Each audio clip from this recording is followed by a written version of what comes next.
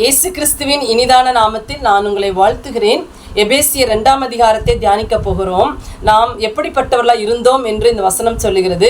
அக்கிரமங்களினாலும் பாவங்களினாலும் மரித்தவர்களாய் இருந்தோம். இந்த உலக வழிபாட்டுக்கு ஏற்றபடி நடந்து கொண்டிருந்தோம். நாம் கீழ்ப்படியாதவர்களிடத்தில் கிரியை செய்கிற அதிகார ஆகாயத்து பிரபுவாகிய அந்த ஆவிக்கேற்றபடி நடந்து கொண்டிருந்தோம். நாம் நம்முடைய மனசும் மாமிச இச்சையின்படி நடந்து கொண்டிருந்தோம். நாம் தேவனுடைய கோபாக்கினைக்கு உள்ளானவர்களாய் இருந்தோம். கிறிஸ்துவை சேராதவர்களாய் இருந்தோம். இஸ்ரவேலின் காணியாட்சிக்கு புறம்பானவர்களாய் இருந்தோம். வாக்குத்தத்தத்தின் உடன்படிக்கைக்கு அந்நியர்களாய் இருந்தோம். நம்பிக்கை இல்லாதவர்களாய் இருந்தோம். தேவனற்றவர்களாய் இருந்தோம்.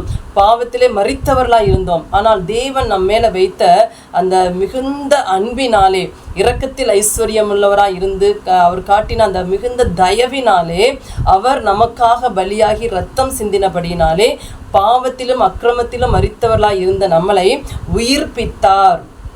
அவர் இரத்தத்தினாலே அவர் கிட்ட நெருங்கி வரும்படி, அவர் சமீபமாய் வரும்படி ஆண்டவர் உதவி செய்திருக்கிறார். அந்த ரட்சிப்பு என்பது நாம் நல்ல காரியங்களை செய்வதனால கிடைப்பது அல்ல, அது தேவனுடைய ஈவாக இருக்கிறது. ஆண்டவருடைய கிருபையினாலே உங்கள் விசுவாசத்தை கொண்டு ரட்சிக்கப்பட்டீர்கள் என்று வசனம் சொல்லுகிறது.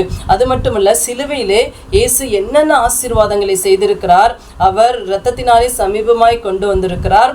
அப்புறம் சமாதான காரணராகி அந்த 2 இருதிரத்தாரையும் ஒன்றாக இணைத்து அந்த பிரிவினை பகைமை என்ற அந்த நடு சுவரை தகர்த்து இருதிரத்தாரையும் ஒன்றாக்கி ஒரே சரீரமாக ஆண்டவர் நம்மளை சிருஷ்டித்து ஆண்டவரோடு கூட பிதாவோடு கூட இணைந்து கொள்ள, பிதாவோடு கூட அந்த பரிசுத்த ஆவியானவர் மூலமாய் நெருங்கி கிட்டி சேர ஆண்டவர் சிலுவையிலே அற்புதங்களை, இந்த காரியங்களை ஆண்டவர் செய்திருக்கிறார். இது எவ்வளோ பெரிய கிருபை பார்த்தீங்களா? இனி நாம் அந்நியர்களாய் இராமல், இனி நாம் புறஜாதிகளாய் நம்ம இராமல், பரதேசிகளாய் இராமல் நாம் எப்படிப்பட்டவர்களாய் இருக்கிறோம்?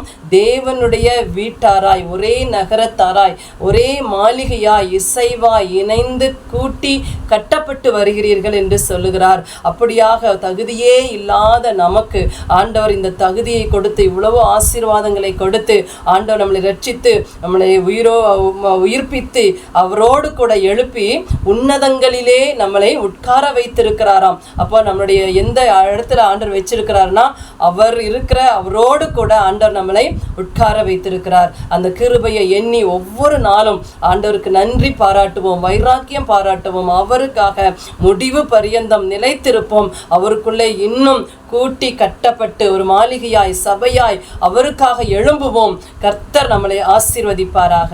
இந்த வசனத்தை தியானிங்கள், படியுங்கள். God bless you.